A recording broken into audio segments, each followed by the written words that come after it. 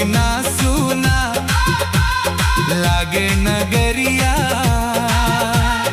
तोहरे से सजल बा मोर उमरिया। नदिया किनारे नजरिया मिलल हो।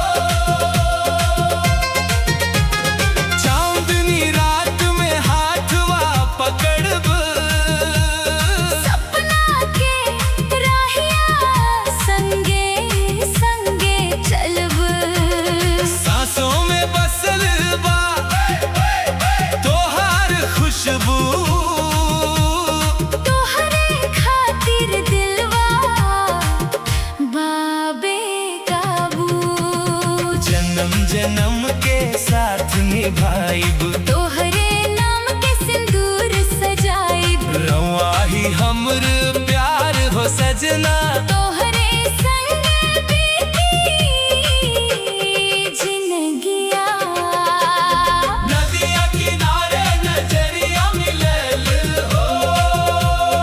दिलवा से दिलवा के बात भइल हो। रवा हसिया चांद जैसन चमके।